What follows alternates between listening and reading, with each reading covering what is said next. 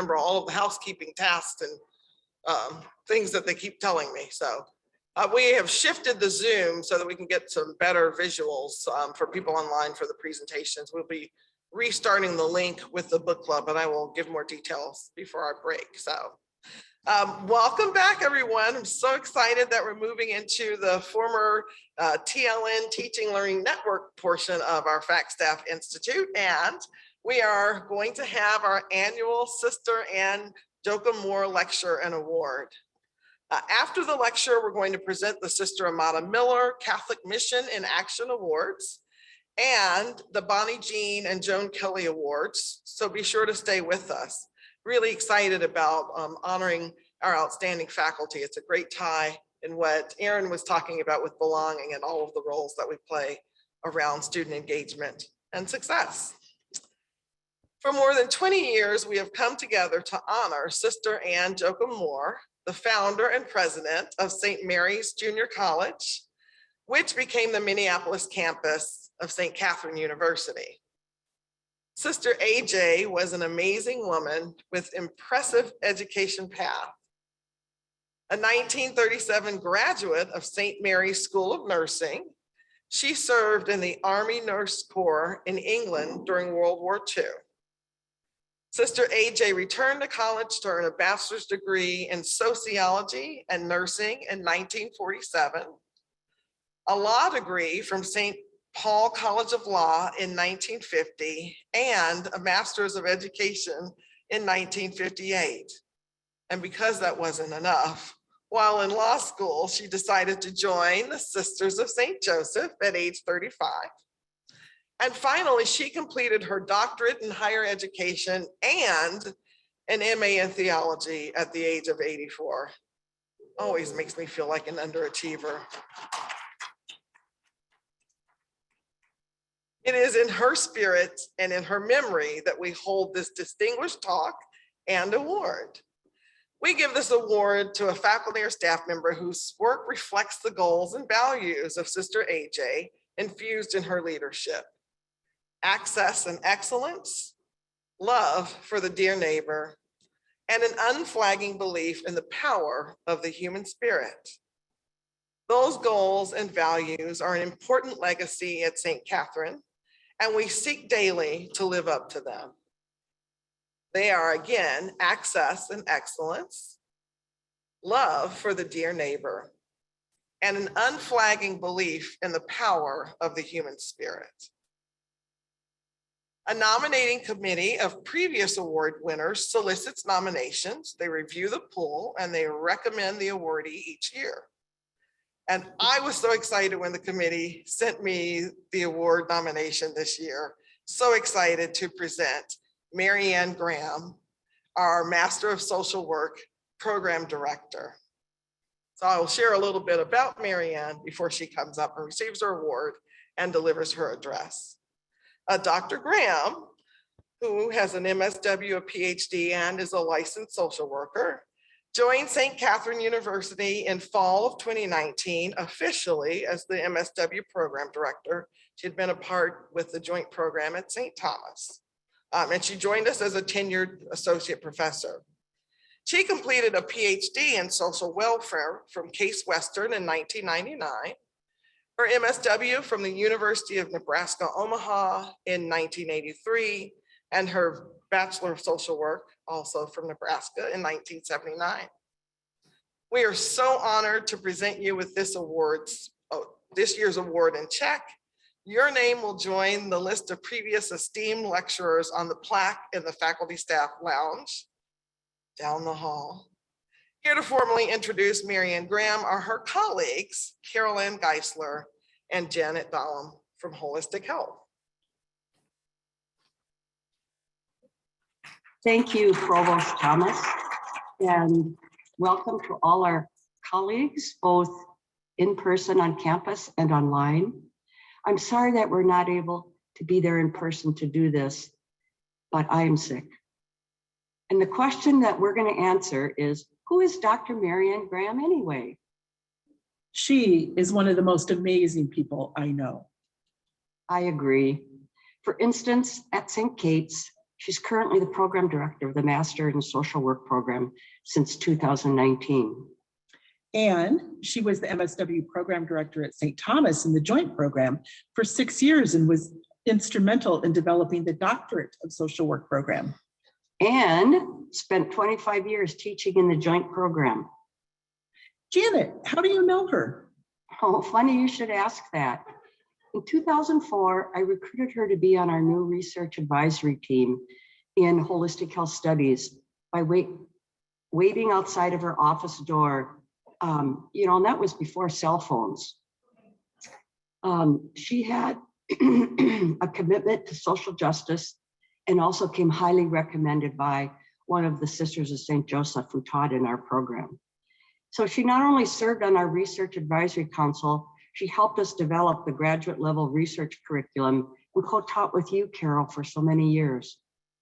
Yeah, that's where I learned about Marianne's amazing pedagogy, where she integrates music and poetry and literature in the classroom. She's published about using literature groups to teach diversity, and this publication was recently updated and selected for inclusion in a compilation of key papers on social work with groups in education. Not only her scholarship is highlighted, but she uses her creative appearance in how she dresses as a method of art and inspiration. And she can use the words epistemology, ontology, and axiology in the same sentence with love and inspiration. Once you get to know Marianne, you begin to see the beauty of her complexities. She's definitely a both and kind of person. Indeed. Here is an example. At St. Thomas, she served as the diversity director. And the co-director of the School of Social Work's Spirituality Institute. Her scholarship is varied. Some example titles reflect this. Waking Up to the Work, Waking Up to the Music, and evocative autoethnography focused on my spiritual development as a social work educator. And Beyond Quantitative, Qualitative, and Mixed Methods, an integrative model for teaching research. And What We Need from Each Other, a conversation about race. And Naming the Spiritual, the hidden dimension of teaching. And Binding Up Our Nation's Wounds, developing an ethics of inclusion. She's an outstanding student-centered faculty member whose love of the dear student exceeds beyond her role as faculty. She visits students in the hospital, provides for students in need, and keeps in touch with them long after they graduate. And holds them to high academic standards. She's worked in the victim offender dialogues and reconciliation circles in prison. And served as chair and member of the board of directors of Ham Clinic, a nonprofit social service agency. She's tenacious. And compassionate. She's Black. And white. She's a fierce intellectual. And a performing artist. She's Buddhist. And consociate of the Sisters of St. Joseph of Carondelet. She's a mother of 3 daughters and 12 grandchildren. And she provided a loving home for 5 foster children, and they add 8 more grandchildren to the family. She listens to NPR. And Fox News on a regular basis. She is unafraid to do the right thing. And willing to go the extra mile to stay committed to working through conflict and getting to yes. She's the kind of colleague and friend who dropped everything and drove me to Nebraska and sat by my side while my mother was dying. Wow. Marianne Graham embodies the spirit of Sister Angelica Moore, infused in her leadership commitment to access and excellence. Love for the dear neighbor and an unflagging belief in the power of the human spirit. She so deserves the Sister Angelica Moore Award, and we are so now proud to welcome our dear colleague and friend, Marianne Graham.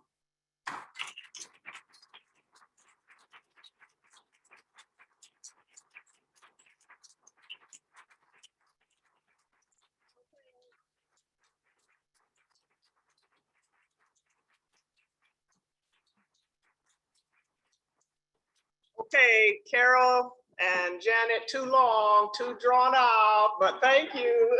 You know, what an honor, really, to be with you here today and to try to bring what I can to celebrating the wonderful legacy of Sister AJ and the Sisters of St. Joseph.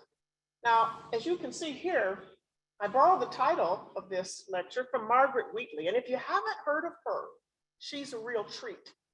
Author of 9 books alone just since 1992, I think, including, I want to give you a few titles: Leadership in the New Science, A Simpler Way, Turning Toward One Another, and this one. Interestingly, in this 2017 publication, she actually references the CSJ community as a model for the kind of identity-grounded community and leadership that she discusses. And it's noted in this book that although she's consulted widely around the world, really, with organizations from the very large to the very small, she concludes that the strongest women on the planet are nuns. She says, if you want to get something done, give it to a nun. This title and book, therefore, seemed a fitting tribute to both Sister AJ and this beloved community of women. By the way, hi, Carondelet Village, my friends over there. Besides that, this title offers us a big enough container for what I think, for holding what I suspect is on all of our minds today. We got some drama, right? We got drama here at St. Kate's. But this title is a big container. Who do we choose to be? Facing reality, claiming leadership, restoring sanity. But first, anybody is able to name the artist and also children's, I see it. Right, you win a prize. Shel Silverstein, and the book it comes from, which I'm sure by now is considered codependent or not politically correct for any number of reasons. Nevertheless, I brought it here today because I wanted you to see the image of this old man sitting on a tree stump. Because I feel like this a fair amount of the time. I suspect I'm not alone. Any of you feel like this? But it also gives me a visual lead into a little confession. I have issues with awards like this. I seriously do. They're so exclusive. And I think it's too difficult to name one person in a year to do anything. And I have this thing about all the unsung heroes. But anyway, as thrilled and as honored as I am to be awarded this opportunity, my sense is that any number of you could be up here, maybe should be up here where I am, sharing your thoughts and ideas, seriously. So even though, here's how I want to start. I happen to be the one standing up here. I want to dedicate my remarks this morning to all of you who feel exhausted, for starters, and to your responses to this title, whatever they may be. And I hope to hear more from you during our Q&A. But before getting into any more of my thoughts, I need to pay homage to a couple of ancestors. Her death last month at age 68 hit me kind of hard. Born Gloria Watkins, Bell Hooks, assumed this name intentionally using lowercase letters as a way of paying homage to her grandmother and other ancestors before her, unsung heroes. You see, I have this thing for them. And this title, now a classic, might appear a bit scandalous. Teaching to Transgress, really? So here are just a couple of her quotes that I just wanted to put in this space before we get going. The classroom remains the most radical space of possibility in the academy. I celebrate teaching that enables transgressions. How you like that for a beginning? Y'all asked me to do this. See, a movement against and beyond boundaries. It is that movement that makes education the practice of freedom It's another quote about teaching being a performative act, but not in the sense of being a spectacle, as a catalyst that calls us to be more and more engaged and to be more active participants in the learning process.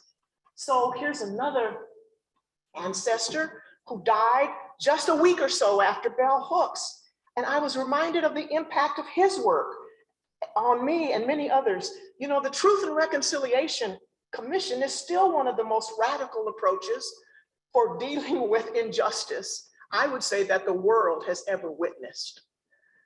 And this book, 1994, No Future Without Forgiveness, Desmond introduces this concept of Ubuntu, which I hope you have heard of. My humanity is caught up, inextricably bound up with yours. You know, there's no English equivalent for this word, really. And I just want to also note that just last Friday, Thich Nhat Hanh, a little Vietnamese man who was nominated for the Nobel Peace Prize by Martin Luther King, one of Bell Hooks' teachers, coined a term that comes close to Ubuntu, and it's called interbeing. It's sort of like saying we inter-are. There's no separation. So I invite you right now to silently add the names of other ancestors who you've lost this past year. Could be family members, friends, public figures who've inspired you, and actually remind us of this important fact. We are still here. All right. I wanted to show you what the runner-up title for my remarks was. I had a hard time deciding, so here was my runner-up.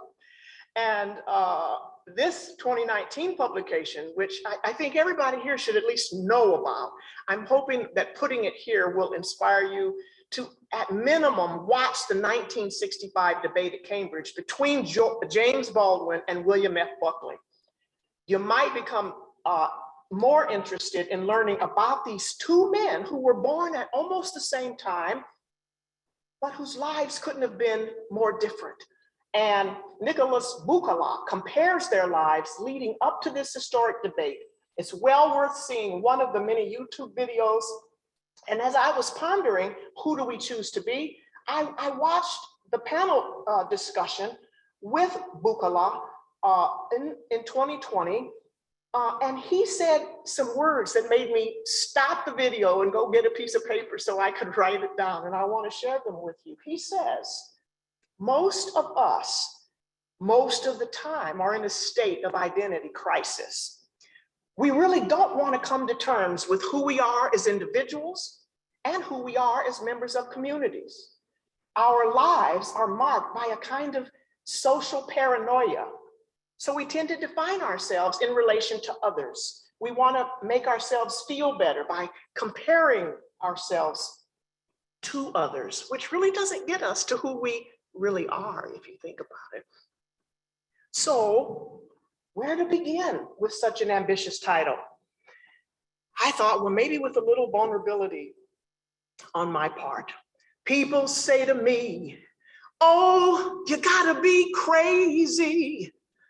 How can you sing in times like these? Don't you read the news? Don't you know the score? How can you sing when so many others grieve? And people say to me, what kind of fool believes that a song can make a difference in the end? Oh, by way of a reply, says a fool such as I, a song is somewhere to begin. And he goes on, T.R. Ritchie goes on to say, see, a song is somewhere to begin because it's the search for something worth believing in. Oh, and I can't forget this part. He says, if changes are to come, there's work that must be done. You know why I'm saying this, right? And a song, well, it's somewhere to begin. So let's begin by talking about facing reality. And I want to offer a really big picture context and frame. You know, I'm in social work. We like to talk about the interconnectedness between the micro, the meso, the macro. But you know, what we're experiencing here at St. Kate's is not inseparable from what's going on at the most macro level in our country. And this particular context is even bigger than our country. It's historical. And so I wanted to share with you Margaret Wheatley's synopsis of a number of scholars who studied, believe it or not, the rise and fall of civilizations just like ours. Any historians in here or online, I hope. So, you know, you've heard about the fall of the Roman Empire, stuff like that. Well, but this is really a science. And those who study this say that there are 6 stages or ages that precede the inevitable decline of a civilization. Now I'm starting here, don't get mad at me, because this actually made me put the book down, and I had to put it down for a while before I came back to it last year. I'm only going to share with you the last 3, because I've lived through all 3 of these. I recognize these. The first one is the Age of Affluence. I think you'll recognize this. It's a major shift in education that occurs, and it has occurred across time, where education shifts from actually learning to, you know, educating women, let's say, to obtaining qualifications, credentials to make money.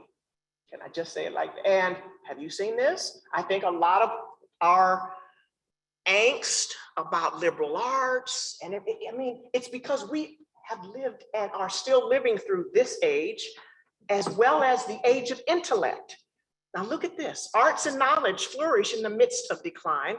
Intellectuals are prevalent and engage in talking as a substitute for action. Does this ring true? Does it mean anything? The belief takes hold, this got me, that problems can be solved by mental cleverness rather than service or courage. And while the natural sciences are advancing, they don't prevent this inevitable decline. And here's the really important part. Civil conflict increases even as the empire, or our country, is under threat. And instead of banding together, what do? Internal political factions seek to destroy one another. Now, she wrote this well before the pandemic, well before January 6th, etc. I just want you to know, but here is the last age, and this really gets me. It's the age of decadence, characterized by narcissism, consumerism, materialism, nihilism, fanaticism, and high levels of frivolity even. Celebrity culture, does this ring a bell? Worships athletes, actors, and singers, distracting the masses and causing them to abandon moral restraint, shirk duties, and insist on entitlements.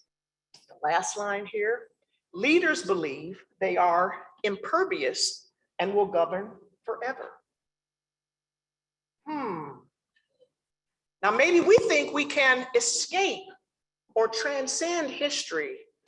Margaret Wheatley talks about that too. There's something called the progress trap, or the myth of progress. See, we're seduced by technologies and its many benefits, and technology has produced marvelous innovations that have improved the quality of life on so many fronts.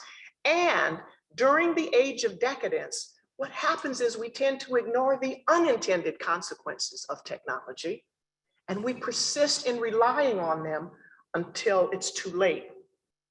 So whether you concur with Bukola that the fire is upon us, or Margaret Wheatley that we're in actually an inevitable decline, that we actually can't stop, that we are in the midst of that sort of fire, There are a few other things.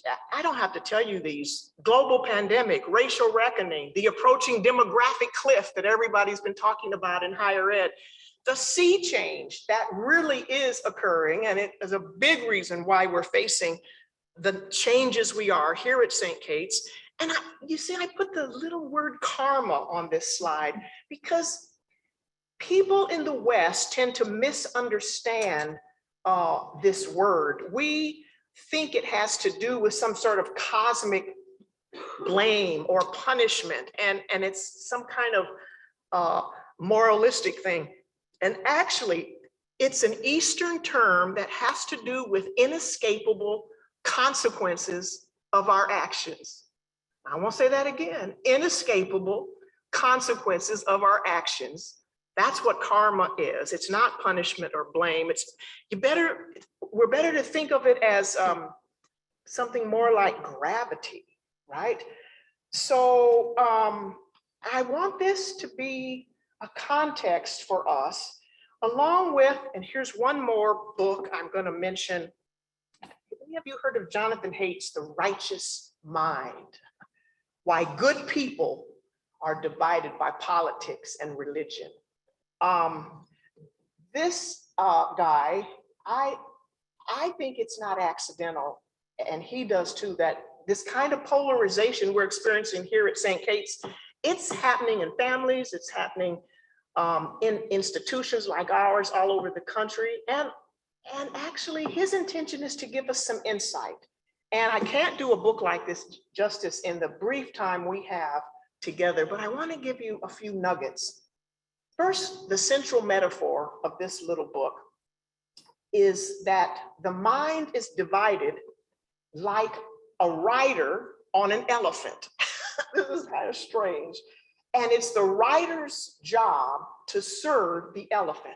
So this dude says that each of us and everybody else is like a very small rider on a very large elephant. The mind, remember, is divided, and it's just a small part of the rider. And the point of this is that we're not as rational, you see, as we like to think we are. Underneath us and carrying us are intuitions, invisible identities, and loyalties that come way before rational thought, strategic thinking. And he suggests if we could see ourselves this way and everybody else, we actually could be more patient with each other. And we could actually catch ourselves making after the fact justifications. We do this a lot. And dismiss others simply because we can refute their arguments. See, these elephants carry us, and they carry our deeply felt sense of what's right and wrong. And that's what we call moralities. And whether you ever use that word or not, whatever your particular moral framework is, I want you to hear how he talks about morality binding and blinding us, because I think this is as relevant to us today as it ever has been. He says morality, there are lots of versions of what that word means. It binds us into ideological teams that fight each other as though the fate of the world depended on our side winning. Does this sound familiar? Like, you can go outside of St. Kate's, our country for sure, but what about within here? What about us? It also blinds us to the fact that each team is composed of good people who have something important to say. See, this is not about compromise or watering something down, but the truth is that each team has people on it who have important things to say. And he sums all this up to say, in short, we are selfish and groupish. It's kind of a funny use of term. And facing this robust and more interconnected view of reality, I believe is difficult, not for the faint of heart, but as Haidt says, and I believe too, it's possible to maintain this robust view. Now, At this point, I want to take a brief interlude, and with these lyrics from Tracy Chapman, do you remember this older song of hers? These lyrics are so cool to me. This is just the chorus. I'm not going to sing this one. She said, how bad, how good does it need to get?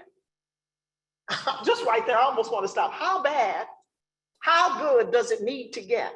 How many losses? How much regret? What chain reaction? What cause and effect? There's that cause and effect thing again. Makes you turn around, makes you try to explain, makes you forgive and forget, makes you change. I used to play it with my guitar, but I got a wounded pinky finger here, so I can't do that.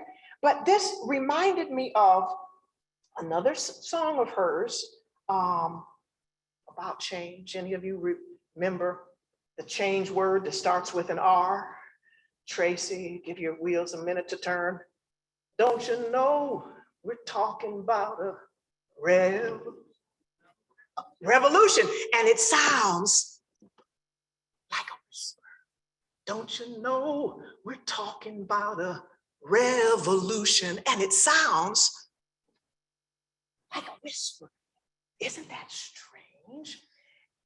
And she says, finally the tables are starting to turn. Now she said that in 1988. Do you think they're starting to turn yet? Finally the tables starting to turn, and it sounds like a whisper. Okay, what could she mean? That was my little interlude before getting into claiming leadership. Now, I like this phrase, claiming leadership. Wheatley maintains that leadership does need to be claimed.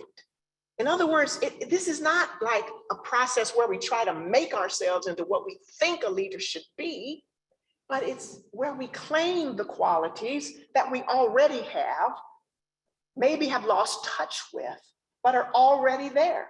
And here are just a few of her ideas about claiming leadership. First thing she says is that we need to restore learning to decision-making. Now, this sounds easy. We're all educators in here. But what she's talking about here is making learning a more explicit dimension of leadership. See, leaders don't know everything, can't know everything they need to know prior to make. Y'all agree with me right here? Come on now. Can leaders know everything? Do we have plenty of evidence of this? Now, leaders have to learn from their experience as they go. That old, like we're, building the plane as we're flying it, those kind of metaphors. Now, and that's to the disappointment, actually, of many of us who assume that they should have all the answers. They should have everything figured out already and just be able to deliver it to us nice and neat. Everybody seems to agree with this idea, but making learning an explicit part of leadership and decision-making, not as easy as it sounds. Why do you think? Why do you think that is? Well, lots of reasons, and I want to hear from you when we have Q&A, but Margaret talks about busyness, just being too darn busy. And she cites one of her teachers who says, the Western form of laziness is busyness. Now that seems paradoxical. And I went, huh? And she goes on, it's because it's a kind of distraction. Busyness can be a way to avoid doing what we know we really need to do. And Wheatley said in 2017, we've taken busyness to the next level because now it's our complete lifestyle. We have too much to do, too many responsibilities, too many activities, and we're being overscheduled, consumed by tasks and to-do lists. And this doesn't leave space or time for learning. And Wheatley says, because of this, we're not only not as focused as we need to be, we've reduced our own brain power. And so, all right, enough of that. I got to talk about quickly depending on diversity, which is another thing she talks about. And, we talk a lot about diversity these days, but this particular take on it, I like a lot. See, in other words, diversity and inclusive excellence are not just nice aspirations, good ideas. What she's saying is we need diversity as a way of keeping us open to uncertainty. What, Marianne? What? See, it's diversity, different ways, different experiences, different perspectives that keep us open to uncertainty. This is key in what she's talking about. Keeps us alert, helps us cultivate genuine curiosity and profound respect. And I always like to pause and say, you know what the word respect really means? The spect part of research comes from a root word that means what? See, and re means again, yes. So respect literally means to look again, to see again and again. And I hate to say this, we get tired of doing that, don't we? Like it sort of feels like, well, I want to learn a job and get used to doing what I'm supposed to do and then do that. And this business of looking again and again and reconsidering wears us out. This is what she means by depending on diversity. So then leading with emergence. Now, lots of people have been talking about emergence. And I just want you to know Wheatley is considered one of the best-selling, most highly acclaimed scholars for applying chaos theory and quantum physics to organizations.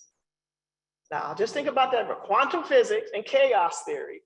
I want you to make some links to your experience right now here at St. Kate's. Organizations just like ours, Margaret has consulted all over the world, and leading with emergence is a real paradigm shift. It's actually a shift from a more mechanistic orientation, mechanical orientation, which means fixing things, to a living system orientation.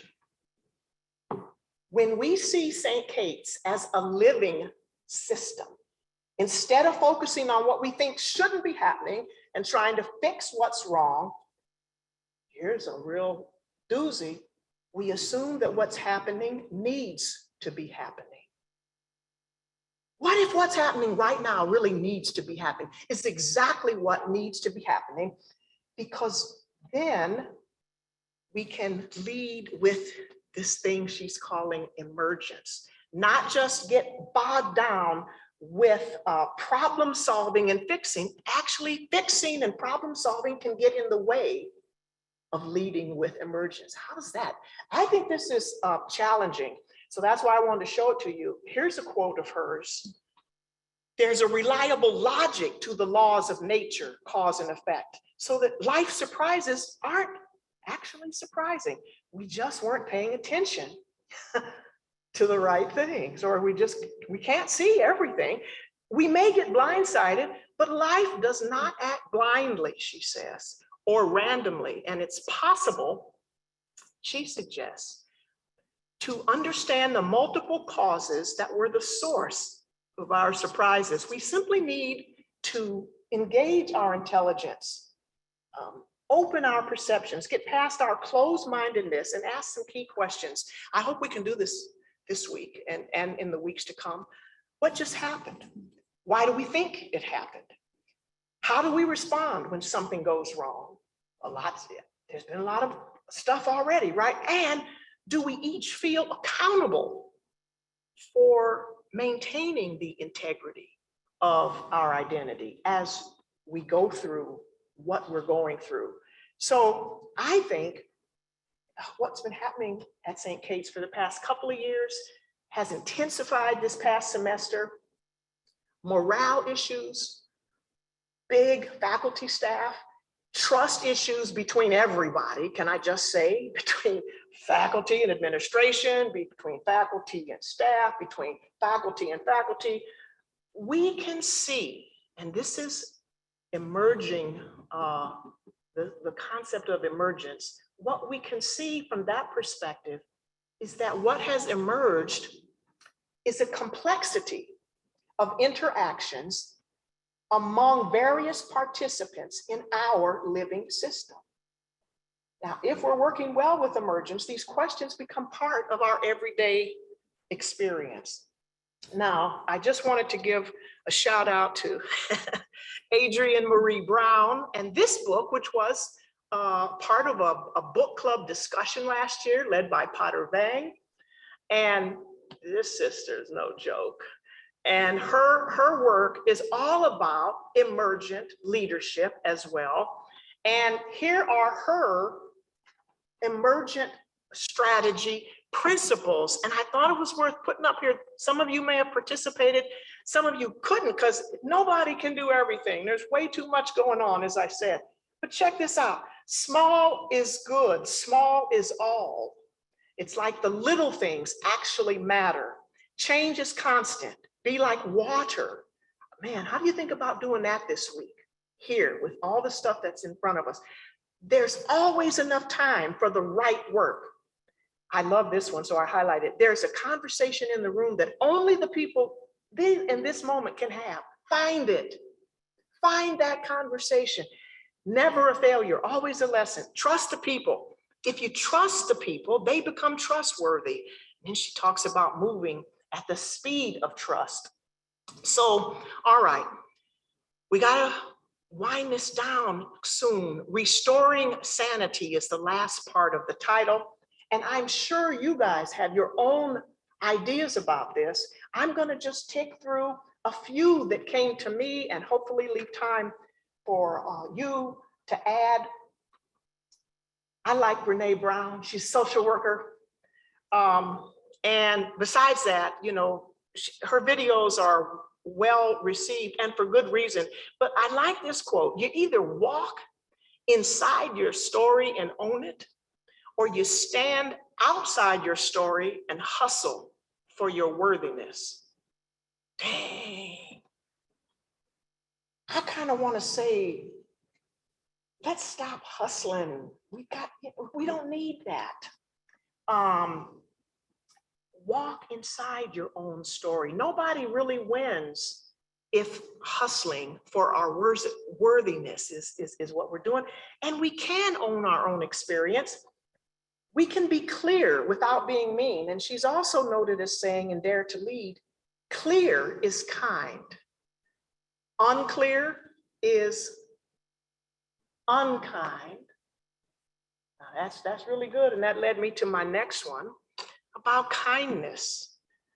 Now, this is kind of maybe a hokey looking little slide, but small acts of kindness in the midst or in the face of big decisions or actions impact people on a large scale. Remember, small is all. Failure to make kindness integral to our processes contributes to a concept, moral injury. That's actually a thing. Look it up. Moral injury. Experienced by too many people in the workplace today, because sometimes our dominant values are efficiency, order, control, just getting it done right now or yesterday, right? How we do what we do matters. Kindness matters. Now, here's one I almost took out, but I left it in based on a conversation I had with a couple faculty members just yesterday. This I was afraid it might seem a bit self-serving, this business of all the acronyms that we have around here. And we do have a lot. I'm suggesting that we resist them as a kindness, not only to those who haven't learned them all yet and memorized them. Sometimes people use 2 or 3 acronyms in one sentence. You know what I'm talking about. And the reason I'm raising this to a bigger level is what I feel like it does is it reduces the important work of our committees to sound bites. UCAP, APDC, CB&E, UFEP, ARC, WALK. I mean, we are actually making them things when we just reference them in this kind of thing way. And I don't think these communication shortcuts are worth the time that we think we're saving when we use them. Well, you might say, well, it's convenient though. It's easier than saying all those words. And to that, I want to point you to a wonderful article in the New York Times called The Tyranny of Convenience. Not everything that's convenient is good. And Tim Wu wrote a wonderful piece. Now, since we're not trying to be bureaucratic like the federal government around here, right? and since we're not trying to haze people or talk in code language, and I don't think we're trying to be cutesy. I saw something, I do have to share this. GMA at 7A. Have you seen, I just went, wait a minute. We are abbreviating an abbreviation now. Maybe that's marketing, it's intended to be cutesy, but see, I'm pointing this out because I don't think we're trying to be cutesy around here. And I don't think we're trying to be bureaucratic as the use of all these acronyms seems to suggest. So I think let's just say no to cryptic communication of all kinds. People shouldn't have to decode our messages and figure out, well, she said that, but what does she really mean? Let's say what we mean what we say. Remember, clear is kind, unclear, unkind. All right, here's one that can sound a little hokey at a difficult time like this. And I want to say joy is not to be confused with mandatory optimism. I can't stand that. Do you know what I'm saying? I can't stand the pressure to sort of always be optimistic or Pollyanna positivity. See, real joy is something that is deeper. It goes below the surface. It comes from an authentic relationship with who we are, what we've been through, and who we are in the deepest sense of our identity. Now, I've recently heard that Amanda Gorman's New Year's poem for this year was too optimistic for many tastes, but I sense that it came more from a sense of joy at having endured and survived. You remember in just a few of her words, withered, she said, we come to weather, torn, we come to tend, battered, we come to better, tethered by this year of yearning, we are learning that though we weren't ready for this, I love this line, we were readied by it. Even if we never get back to normal, someday we can venture beyond it to leave the known and take the first steps. So let's not return to what was normal, but reach towards what is next. Lastly, in my little summary of ways we can restore sanity, these words are easy to write down. Refuse to dehumanize. I think we can. Our minds are designed, as Haidt said in that earlier book, even though we're groupish and tend towards righteousness, we all have a capacity to transcend our self-interest and become part of a larger whole. But it's really hard to do that, maybe impossible, if we are demonizing or horribilizing others. We tend to do this. This is part of our human condition. And there's no better model for this. As I was reading about James Baldwin, I came back to a wonderful quote that he said in a little essay called Why I Stopped Reading Shakespeare. So that's another wonderful little treat. But he says it's our responsibility, which is also our joy, to defeat all labels. Now, that just stopped me. To defeat all labels, he keeps going, and complicate all battles. That's our job, to complicate all, by insisting on the human riddle. This dude was deep. And so I got to bring this home. Who do we choose to be? I'm going out on a limb and suggesting an answer. Consider we. Yes, we, our community here at St. Kate's, as one of our collective identities, rather than pitting our individual identities and principles against what is happening, choose to see that we are a we, a complicated, emerging organism, and we need each other to survive what is happening. Okay, I got this list of virtues from the Miser lecture last year. A few of you attended. Now, this list sounds like it could be describing the community of the CSJs. I think these are virtues that we value here at St. Kate's, but they are, according to Carter Sneed, virtues that have to do with how much we know we need others. And just look at this list. And the one that really grabbed me when he presented this last fall was openness to the unbidden. Yikes. I mean, all of them are really important to us here, but openness to the unbidden. Now, all right, I feel like I've gone rather quickly through a lot of things. So now I'm coming back to my old man sitting on the tree stump. Full circle. You see, this very elderly man was once a boy. He played with the tree. You know, he ate its apples, swung from the branches, even played hide and seek with the tree, for those of you who know the story. But as he got older, he started wanting things. Some of you know the story. And then he began to ask the tree for its apples, branches, and eventually even the trunk. And so the tree was happy to keep giving what she could, even though the boy would stay away longer and longer each time. And at any rate, when this old man comes back after many years, the tree was happy to see him, but said, you know, which I'm thinking many of us might be feeling like this, I don't have anything left to give. I've given you all I got. I've given you my apples. I've given you my branches. You took my trunk. I don't have anything left. All I have right now is this old stump. And guess what the old man, the boy, the grown-up old boy says? He says, well, I don't need much anymore. Just a quiet place to rest. Here's where the story always kind of moves me. Well, straightening herself up, the tree said, a stump is good for sitting.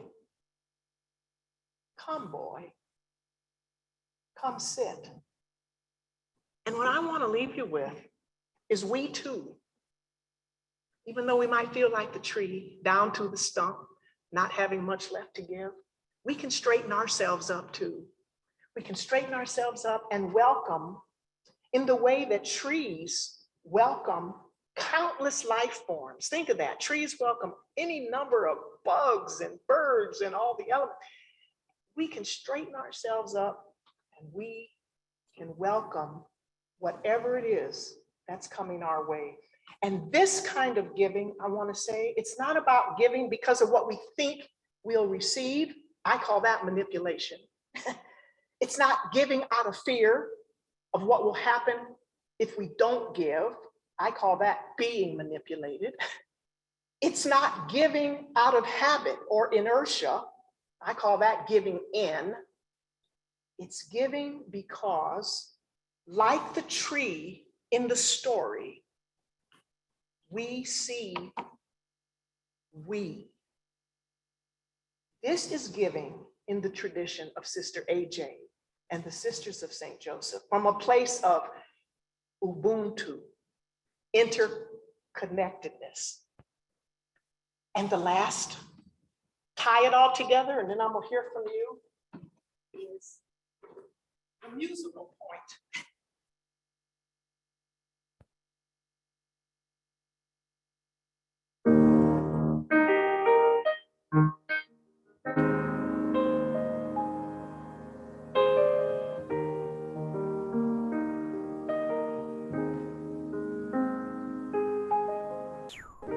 Imagine there's no heaven. It's easy if you try. No hell below us. Above us, only sky. And imagine all the people for today.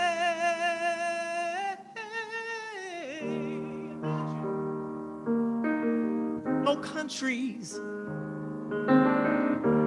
isn't hard to do. Nothing to kill or die for. No religion too. Now imagine all the people sharing all the world. You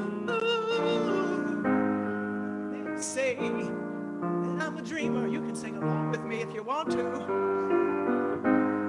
But I'm not the only one. No, no, no, no. And I hope someday you will join us. And the world will live as one.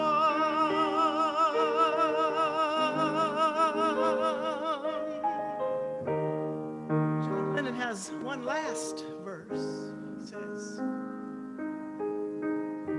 imagine no possessions. I wonder if you can. No greed or hunger.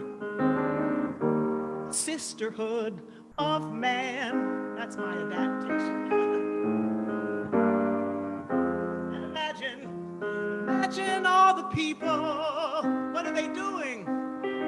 Sharing all the world. You may say that I'm a dreamer. Yeah, yeah. But I'm not the only one. Well, no, no, no, no. And I hope someday that you'll join us. And the world will live as one. You may say that I'm a dreamer, and you would be right. I'm not the only one. I think there are a few other dreamers out there. And I hope someday you will join us. And St. Kate's and the world be as one.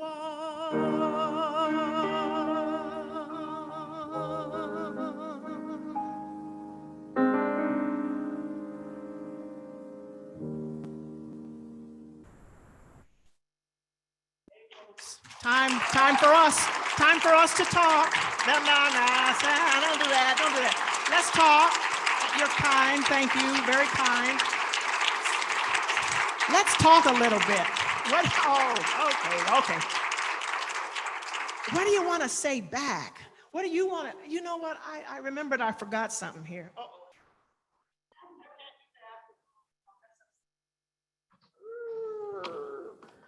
I forgot to show you that. See, all right, now we can Q&A. And other thoughts about who do we choose to be? Your ideas about the realities we need to face, claiming leadership, restoring sanity during this crazy time.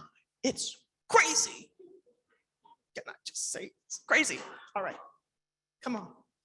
Who? Comments? Come on, ideas. I just tried to get you warmed up a little. Don't know if I did that. Way back there, please. Bill, I recognize you. Yes. Hi, Marianne.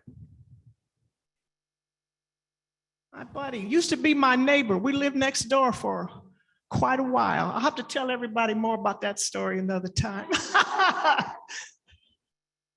Uh-oh, it ain't working. Is it good? We sure were. 1994.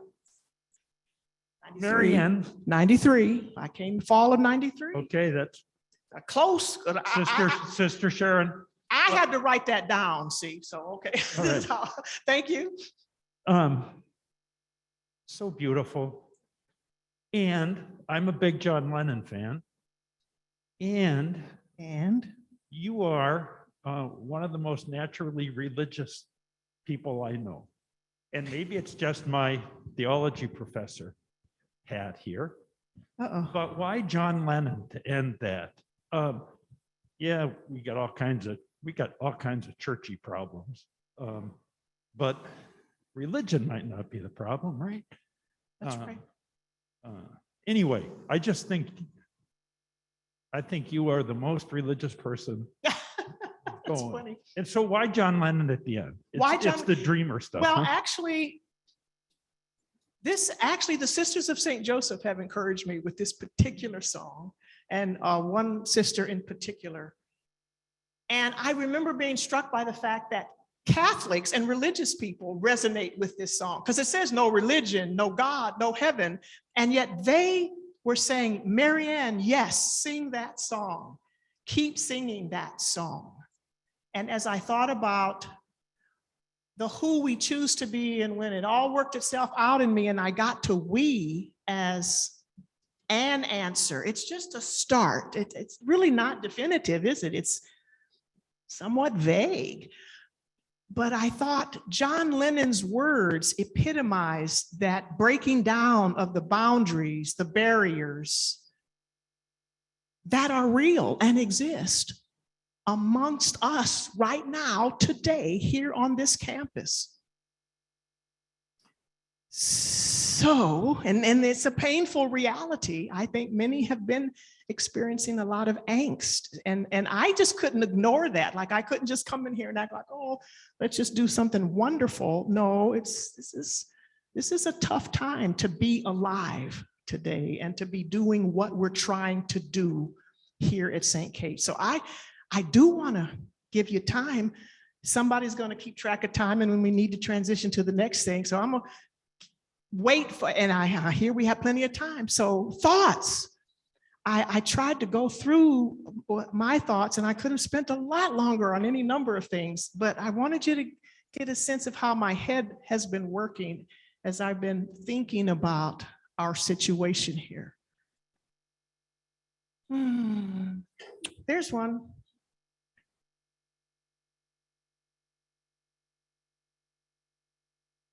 Mary, oh, Hi, hello, darling. I'm a little emotional. Oh, darling. It's all right. I don't cry, so this is a big deal.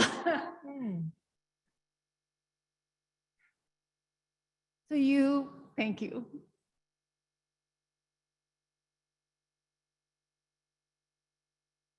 You talked about you talked about busy, which everybody's so busy. You talked about joy. You talked about being kind. Yep. And I don't want to just hear from you. I want to hear from everybody. How do we do that? Yeah, you know, this question, the how What's the question. step? Well, how do we? How? Stacy, what's the answer to how? Yes. The answer to how is yes. No, this is serious. This ain't just, trendy, faddish. See, sometimes there just aren't prescriptions. And it's because the how is so different for everybody that the only answer to that kind of how do we be kind? Yes. No, I'm seriously, your question is a good one though. Maybe your question reveals something else about us in our world today that continues to fascinate me. It's as though we live, and it's part of that historical opening that I had, which I hope wasn't too academic-y heady, but we're living in a time now where it's like professionals, educators like us, we think we're supposed to have the answer and have it all figured out in advance, or else we can't do it. That's crazy. That is ridiculous.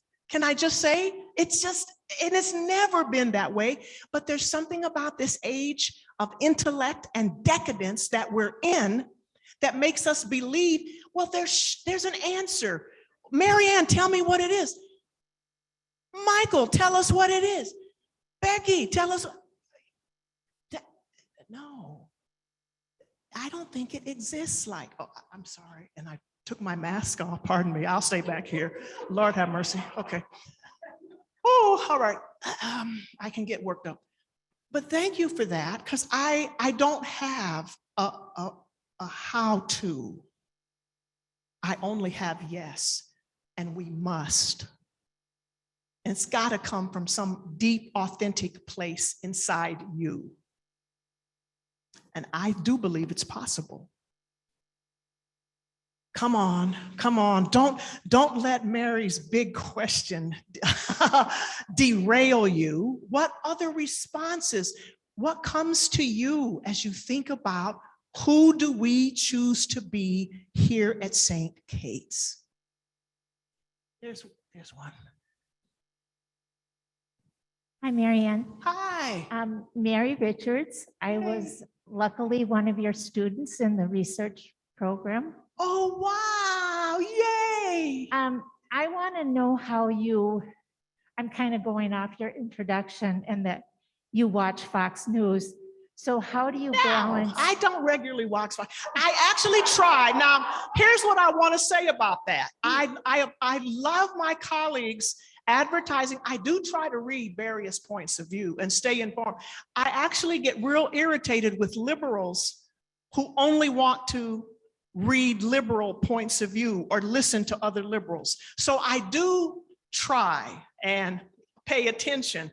I can't say, though, I'm a regular Fox News. I'm just confessing that that's good for the soul. But I do pay attention. Okay.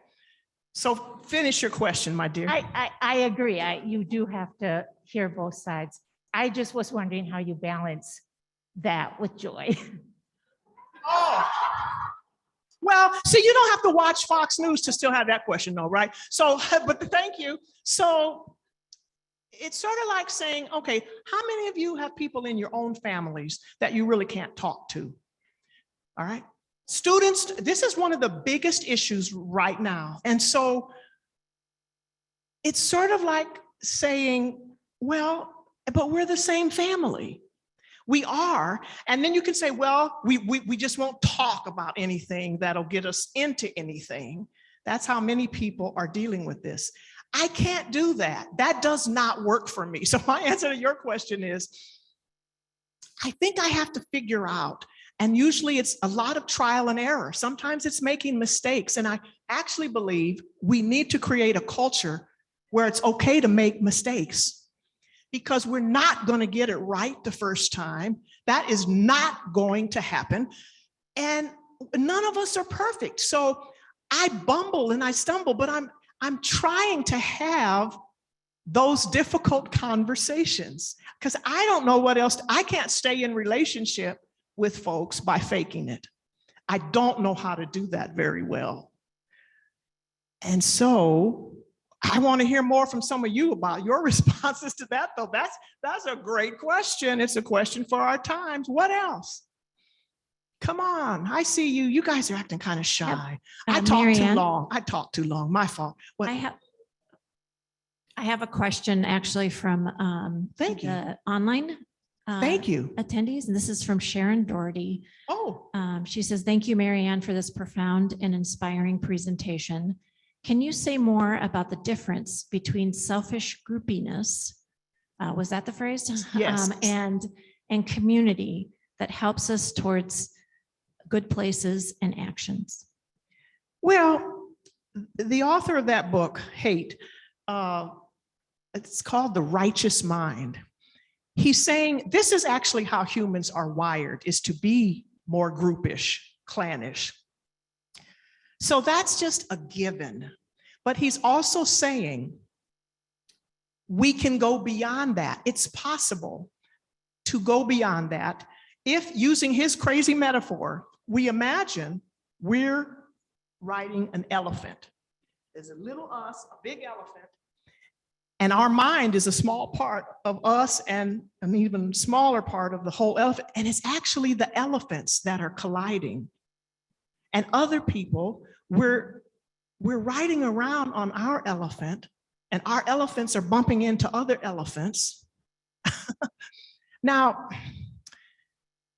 the thing about community is we have to share a sense, a common sense of purpose. Why are we here? It's why I asked the question, who do we choose to be now? We've got the official things that are written on paper about St. Kate's, our values and so forth, but who do we choose to be now? This is what makes community. So I think this is a hard conversation because we can say we believe in community, but still be groupish. And then while we're saying we believe in that, we are actually acting more out of our own self-interest, our own loyalties, those intuitions that are knee-jerk, that come way before our rational thinking. And so we have the capacity to loosen those boundaries, though, you know, as it were. It's why I sang the song at the end. But again, there's not an easy fix here, Sharon. And I love the question. I actually want to ask some of you, how do you respond to that? Because yes, I do think we are kind of groupish, can be, and we are by nature, but we also have this capacity for we. How do you think we combine those two? Aren't you an individual and also a we in your family, a member of your family of origin? Isn't there a sense of who you are that way? The sense of belonging. We're going to have more about that this week. How do you answer this question? Some of you. Please, Mary. Up with my water. Okay, so I pulled myself together. Okay. So I don't have an answer to that question, but I also want to respond to the question about joy in Fox News. Yes. Because joy is complex, right? It's not like you're happy. You know, joy is something complicated. And so when I think about many of the things that you've said, like how many people, a family member we can't talk to, you know, I mean, how many of my, you know, like that you just like, okay, you're dead to me now, right? So, and those of you who know me know that I have that tendency. But I think that you know, not being stuck in your groupishness, not being only listening to the choir, so surrounding yourself with information that validates your own opinions. That's right. It allows you to open up and gain perspective and maybe begin to have those conversations with people that you are unable to talk to. And Yes. you know, like the loosening of the boundaries a little bit. And I think that in and of itself creates joy. Like, you know, there's sort of an openness that comes with that, Yeah. which is a releasing, which to me feels like moving towards joy. Does that make sense? Yes, yes.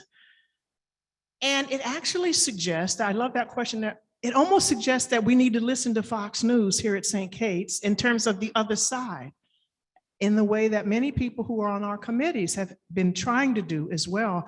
And when you step out there, as uncomfortable as it is, it does bring a sense of joy when you can actually experience that the people on this side are also good people. They are not my enemies.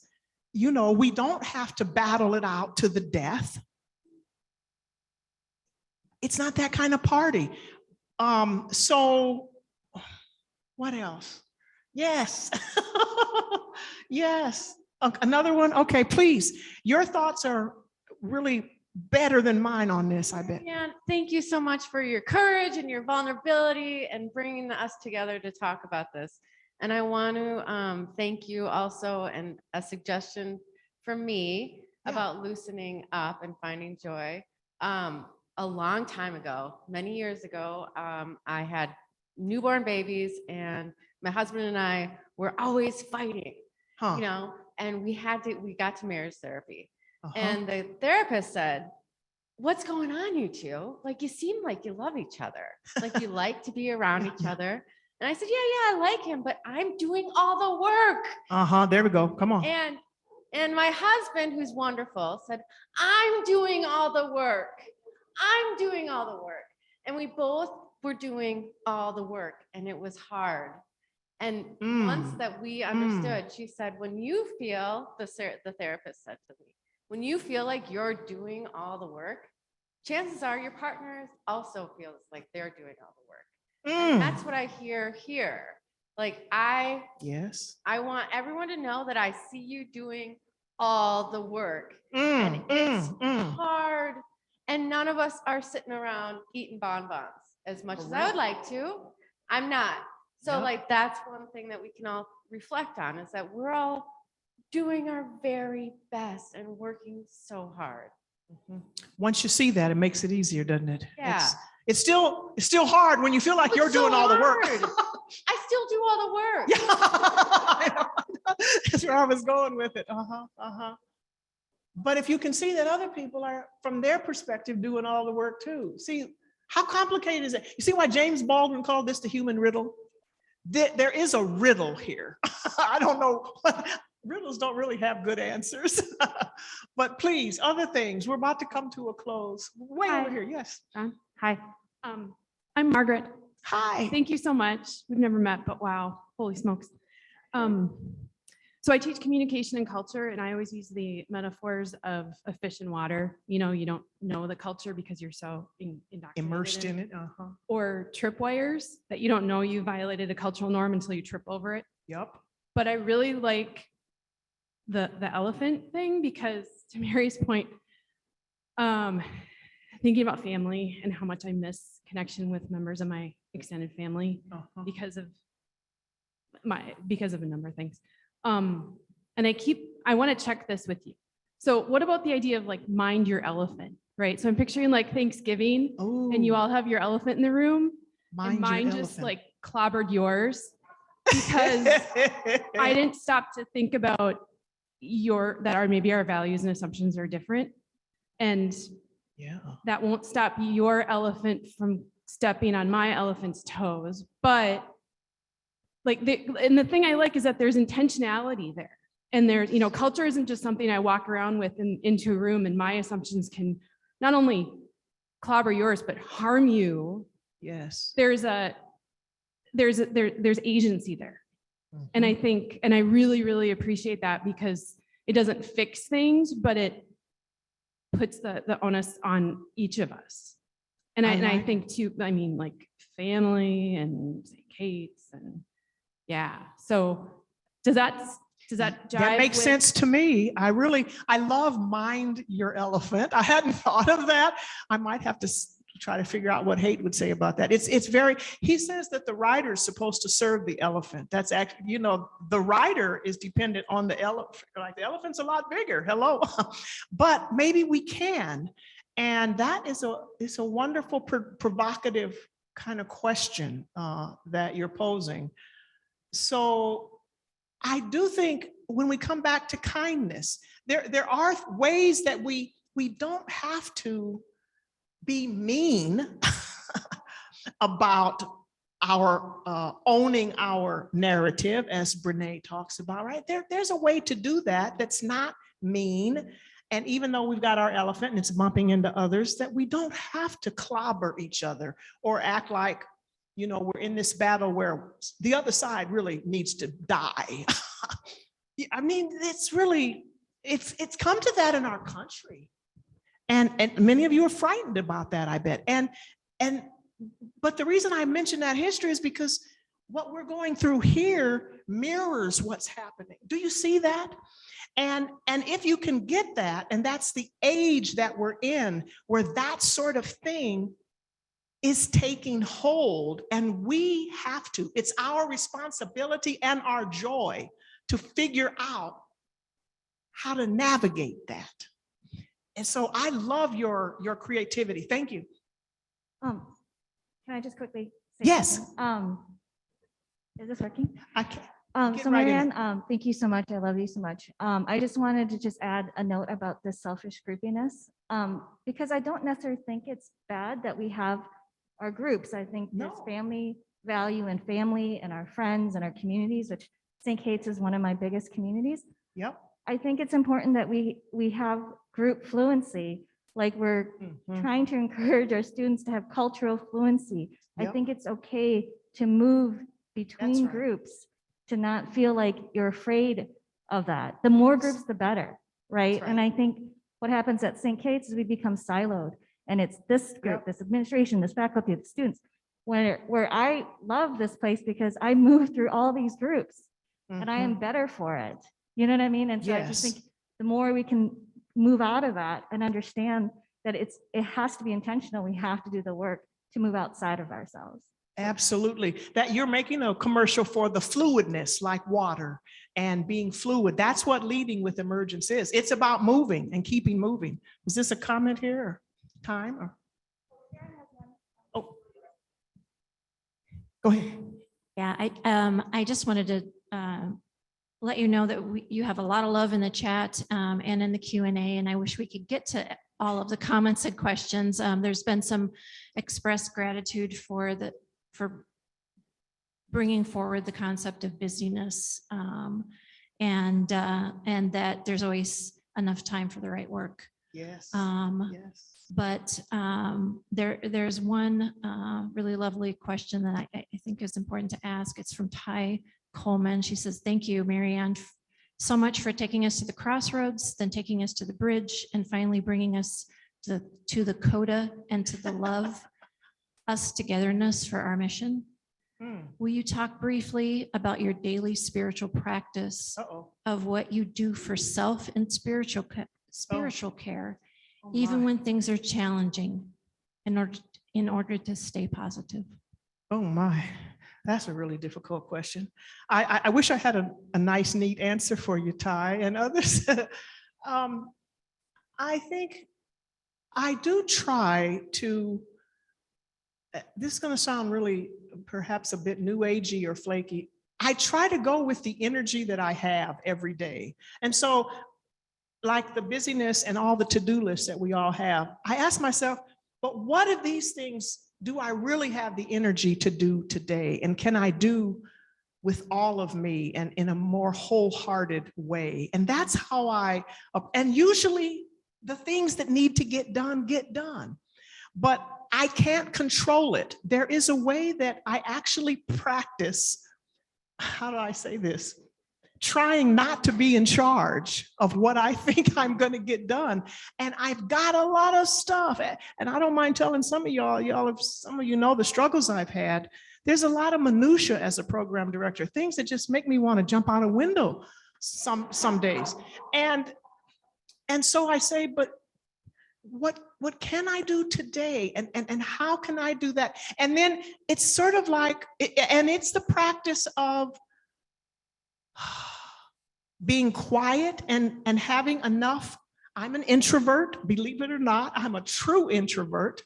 Once I get out and about, I can be kind of whatever, animated, but I'm a real introvert. So I need enough alone time and quiet time, and then come to what it is I need to do today.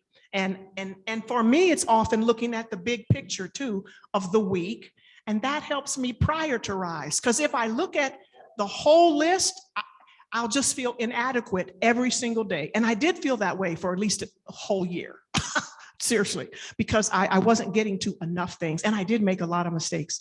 But I think keeping a big picture as well as moving with the flow of what the energy is today works for me. Ty, that's not a very good, my spiritual practice, I try to, I'm not a conscientious meditator. I pray, I don't know, I talk to people. I don't know, how's that? That was really blah, blah, blah, wasn't it?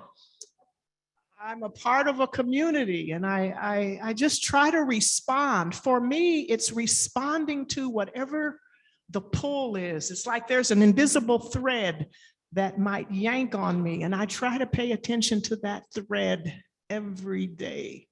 And it usually doesn't fail me. I don't know. That's kind of goofy. All right. What more do you want to say? Did this person leave? Yeah, Holly. Yeah. Oh, Stacy's back there too. Go ahead. But Holly, were you one? Yes.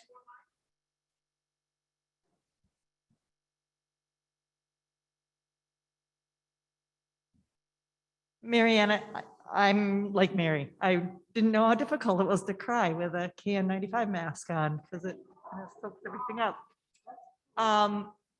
You are amazing, and I could spend the rest of the day just pumping your brain and getting ideas from you. But one of the things that struck me when you sat down at the piano, and some of my strongest memories in my 24 years here at St. Kate's are connected with music. And we have not had as much music, I don't think, around here these last few years. You know, and I'm sitting next to Patty and you, and I'm thinking of that piano, and this sounds somewhat facetious, but you know, I mean, I just want to sit by you and do a piano bar. I mean, I feel like if you could, let's keep that piano around. Let's do some gatherings. I mean, let's sing more. You know, sing more. Let's connect. I mean, I can't sing, and we might disagree with things, but we might have a favorite song that we really like. And I think there's a lot of healing that can happen with music, and maybe it's getting, you know, we haven't had the staff or faculty happy hours that we used to have pre-COVID, and some of that stuff is really important. We need to get some of that back. Kind of like you're talking about the soul of a culture and how it gets manifest.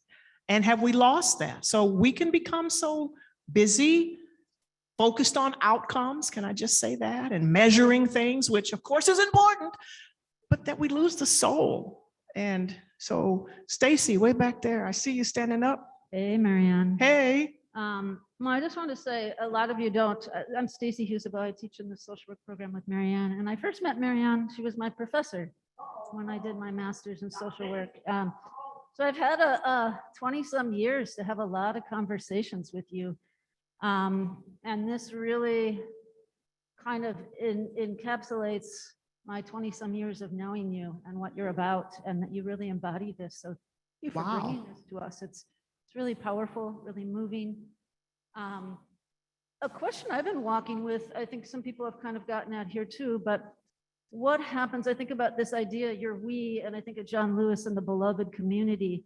And I wonder, some people don't have a concept or a connection to the beloved community. And so it's a really interesting what happens. And I think about it sometimes with my own family members who are very individualistic focus, or my sister, who I love dearly, has the "Don't Tread on Me" sign hanging up in her house. And we've had conversations about this, but I think kind of what you brought to us is such a call for this very large frame, inclusive of all the differing ways. And I think that the question, and Marianne and I have had a lot of questions about the answer to how is yes. And I always got mad at her, honestly. It's really honest. Probably swore at you a couple times about it too, your answer. Remember, it's yes. But so I wonder how, no yes is allowed. I wonder how you what allows you to keep showing up in this work that's really this difficult? What sustains that for you? What keeps pushing you forward to stay in that? And I see you do it with students, with colleagues, with the larger community of people that you see. You keep finding the good in there. So just would love to hear you say more. Whoa, you guys are asking some real deep questions. Let's see. At my age, let me just be honest with y'all. I'm over 65. Death is closer to me than it was before. Now, it's funny, but it's not, because I'm aware that I'm not going to be around much longer. I experienced death of a parent when I was 16. And so death has always been a companion. But it's why I had to start with the ancestors today.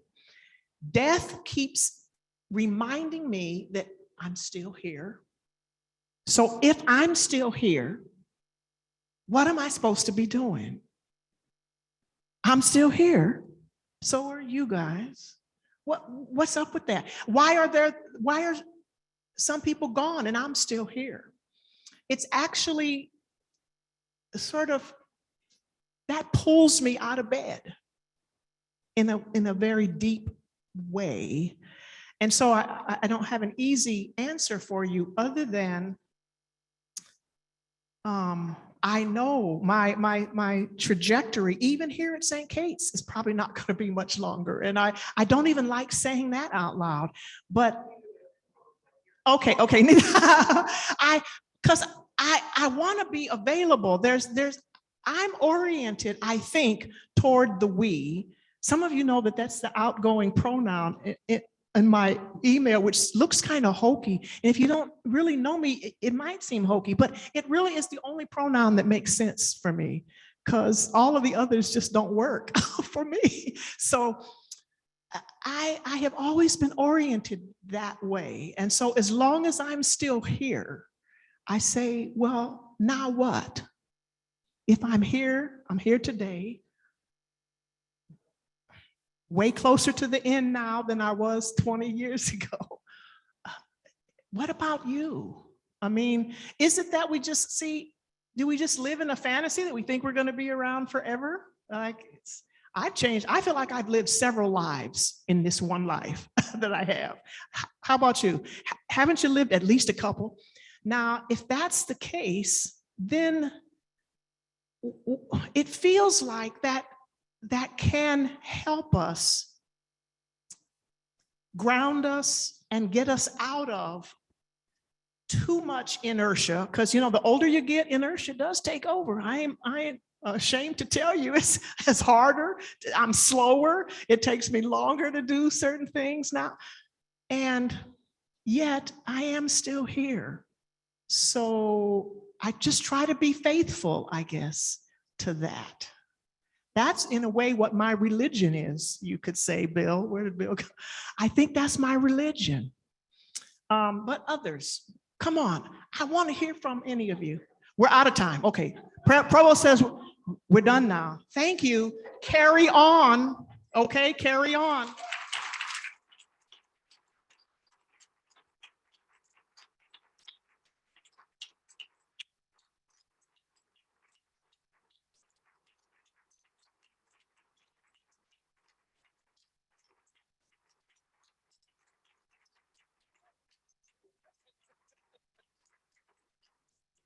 I know my script now says add a reflection or two on what you've heard from Marianne, and I don't think I can. Mary, I was crying long before you stood up and cried. I will say just a couple of things, and then we have 3 more awards to give. When we contacted Marianne to let her know that she was the recipient of the award, I don't know, I think we got 3 emails in a row that were very long and all distilled down to, are you all out of your minds? Why me? I've had the pleasure of working with Marianne on the Meaningful Life work group for a 1.5 years. And what you heard here is what we experience every time we have one of our meetings. So the award really holds access and excellence. And you've certainly done that, demonstrated that, and shown examples of that for us. The unflagging belief in the power of the human spirit. And if you are not feeling reinvigorated by that concept, please see me afterwards so that we can figure out why not. And then the thing that I love the most, and our sisters are here with us this morning as well, is really thinking about that charism of the dear neighbor. The we, I think, is love. And we talk about the love of the dear neighbor, but the CSJ charism really talks about moving ever towards God and the love of dear neighbor. And so thank you for sharing the love. Thank you for that call and response. I think our answer is yes. So thank you so much, Marianne, for all that you've done for us this morning.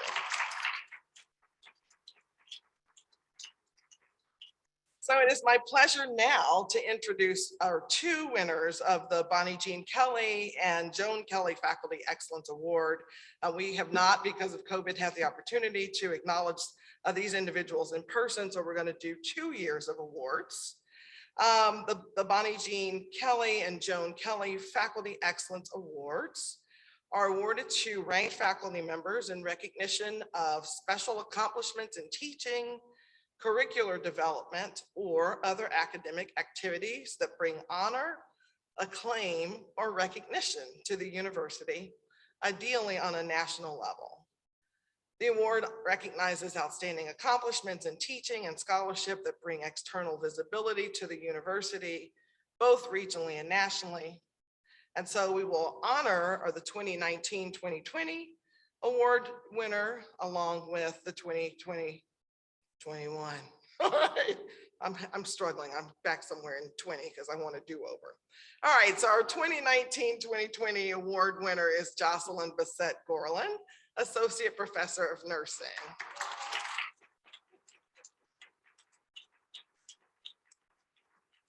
I love it when people still look like, not me, I'm astonished, whatever. So we do have a plaque as well. Jocelyn is an extraordinary educator who is innovative in her teaching methods to allow students flexibility, promote engagement, and enhance critical thought. She has received awards for exemplary nursing work in the community and obtained internal and external grant funding for graduate students to expand their evidence-based scholarship. So we're so grateful that you're here, and congratulations to you.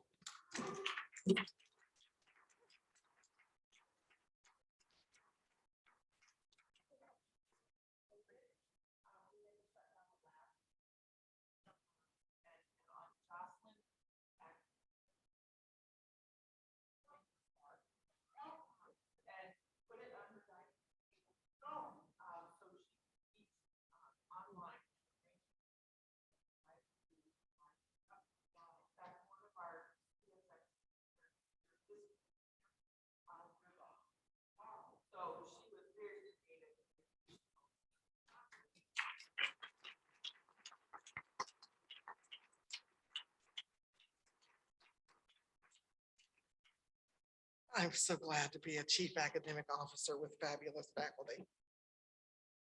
All right, our 2020-2021 award winner is Dr. Sarah Rand, Associate Professor in Business.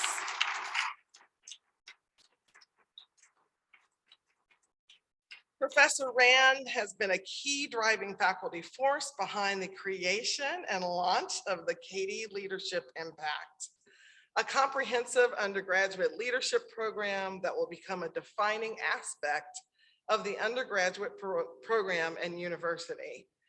The KLI is a concrete realization of St. Kate's mission to educate women to lead and influence. And it is fair to say that the KLI would not have come into being without Professor Rand's creativity, energy, and skill. We were honored with having leadership programs in the last 3 weeks and panels around leadership as some of that external work from Dr. Rand. We're really excited and send our congratulations to her.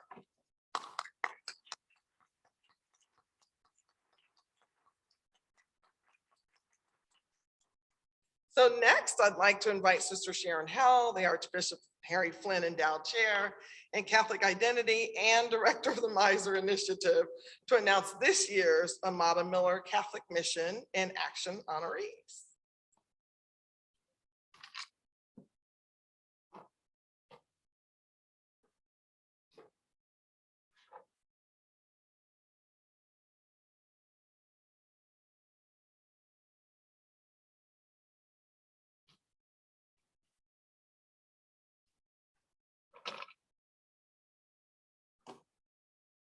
Good morning, everyone.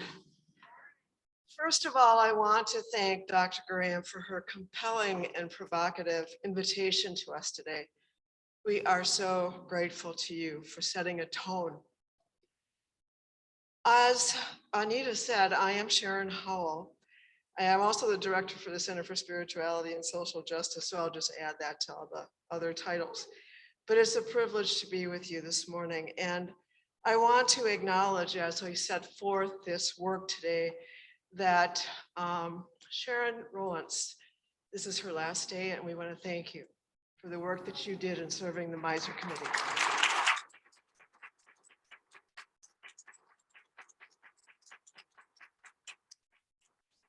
It is an honor for the Miser Initiative Steering Committee to award staff and faculty members with the 2022 Sister Amata Miller Catholic Mission in Action Award.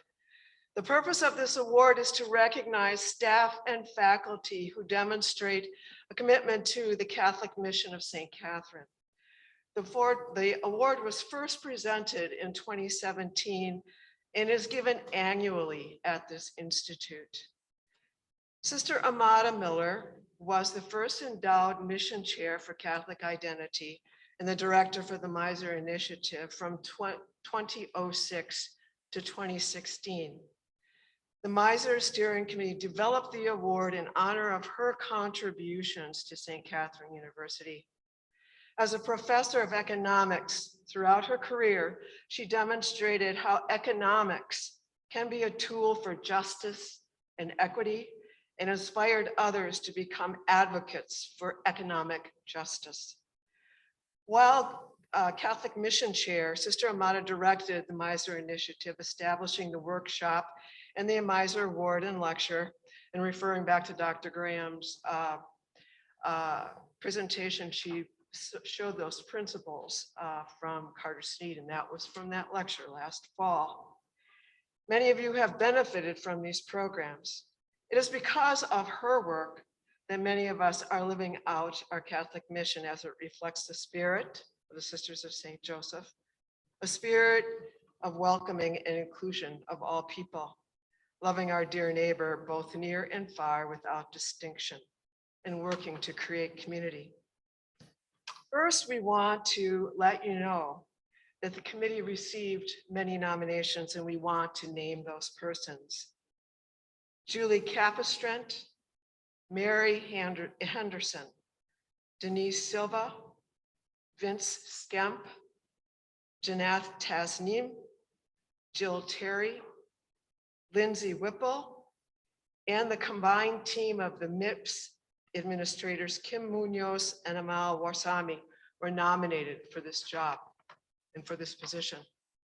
This job, it literally is a job. However, this year, the finalists for the Sister Amata Miller Catholic Mission of Award are staff member Anwa Nguyen, administrative assistant to the School of Humanities, Arts, and Sciences. Anwa, would you like to approach? As she walks, I'll talk. Anwa is a gifted writer, artist, educator, energetic and creative collaborator who demonstrate a commitment to the Catholic mission of St. Catherine, though it is not her religious practice. She is a valuable voice on the campus for issues regarding experiences of refugees, for decentering witness and end whiteness, and engaging social justice through the arts. She demonstrates care, compassion, and love for the dear neighbor without distinction. The nominators also go on by saying that she prioritizes building relationships with students and enriches our community through her art. Her commitment to social justice and the way she prioritizes building relationship guide her work with students, her role as a staff member. Her creative practice is always on view. She is committed to the mission of St. Kate's and embodies the charism of the Sisters of St. Joseph.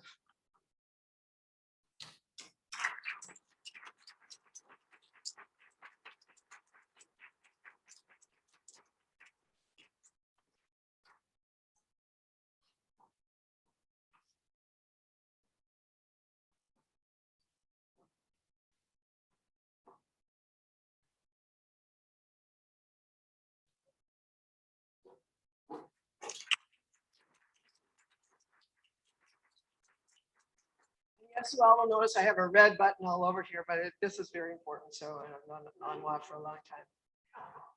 Our second awardee, our faculty member, is Claire Bischoff, Assistant Professor of Theology.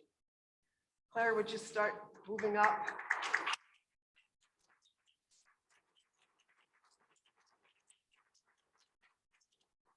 Claire, it is written, is the theology department's secret weapon. She is completely student-centered, devoted to students where they are on their journeys. She is a natural and inspired educator. She has demonstrated capacity to build bridges and contribute to creating an inclusive community. Her generosity, her brilliance in working with students, and her commitment to them, her collegiality with the respect and gratitude of students have for her, make her a natural for inspiring students to actively pursue their personal journeys and contribute to the responsible stewardship within society. And so we thank you.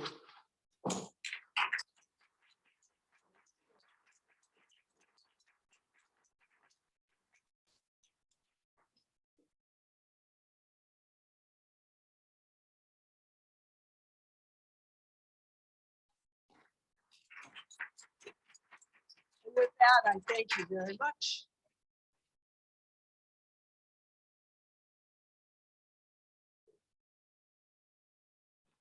Oh boy, what an inspiring morning, and congratulations to all of our award winners. We are now going to break for lunch. If you're on campus, there are box lunches, I'm assuming in the hall. Yay, okay. An instruction I did not get. We will begin our book club discussion with Lisa Nunn on her 33 strategies. So you'll have a Zoom link for that. And then at 2 p.m. this afternoon, Sandra Mitchell and the arts group, which is our first community of practice for DEI, will be talking about anti-racist pedagogy in the classroom. So thank you all. I hope you enjoy the rest of the day.